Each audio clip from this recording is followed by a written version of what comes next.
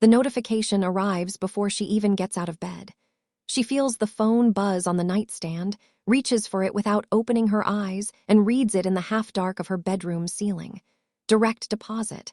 $4,211.50. She sets the phone back down, stares at the ceiling for a moment. Allows herself exactly 3 seconds of that specific feeling. The feeling that everything is fine, that the month is open and full of possibility, that the number in the account is large enough to cover everything and still leave something. 3 seconds, then she gets up. She has been here before. Every month begins this way, the deposit, the brief expansion of possibility, the quiet confidence that this month will be different. This month she will be more careful. This month the number will not disappear the way it always disappears, silently and completely, by the time the 28th arrives. She believes this every month. She has believed it for 2 years. By the 3rd day, the rent has cleared. $1,400. The number drops to $2,811. This is expected. This is fine. She knows rent. Rent is not the problem. By the 7th day, the subscriptions have processed.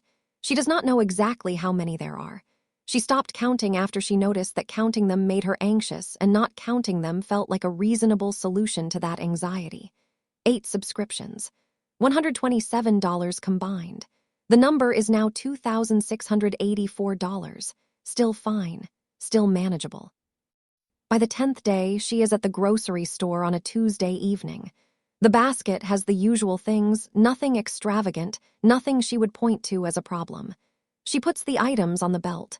The cashier scans them. She taps her card. The terminal hesitates. She taps again. Declined. The word appears in red on the small screen facing her. She can feel the person behind her in line. She smiles at the cashier, the specific smile of someone performing competence they do not currently possess, and switches to a different card. This one works. She bags her groceries, walks to her car, and does not look at her phone until she is sitting in the driver's seat with the door closed. She opens the banking app. $47. She sits with that number for a moment. Then she opens the second account, the card that just worked. Credit card. $47 charged to a balance that was already carrying $1,800 from last month. She drives home. At the kitchen table, late, the apartment quiet, she does something she has been avoiding for 3 weeks. She opens every account, writes down every number. Checking, $47. Savings, $0. Credit card 1, $1,847. Credit card 2, $934. The numbers on the page look different from the numbers in her head.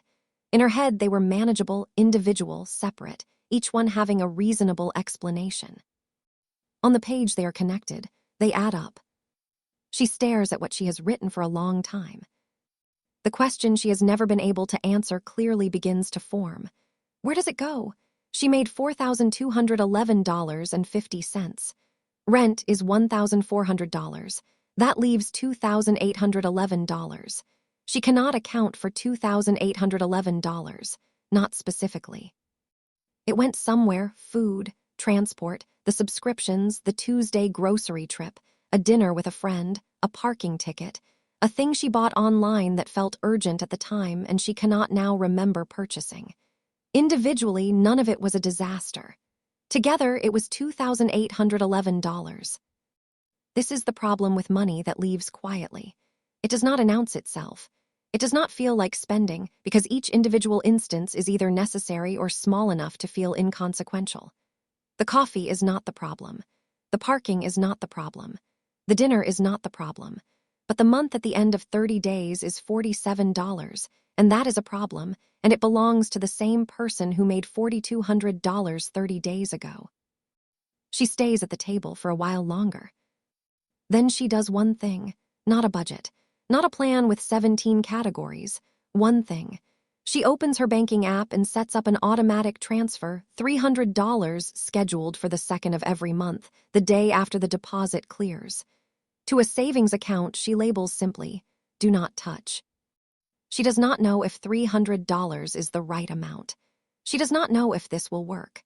She knows that the money disappears in transit between the deposit and the end of the month, and that the only way to stop something from disappearing in transit is to remove it from transit before the journey begins.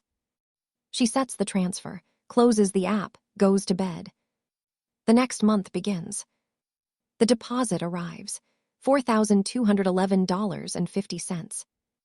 The automatic transfer fires at 12:01 a.m. on the 2nd, $300 moved. She is asleep when it happens. She does not make a decision. She does not weigh the month's upcoming expenses against the savings. The decision was already made. The money is already somewhere else. She wakes up, checks her phone. $3,611 in checking. $300 in the account she cannot easily touch.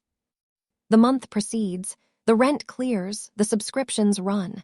The Tuesday grocery trip happens. She eats dinner with her friend, a parking ticket, the thing online.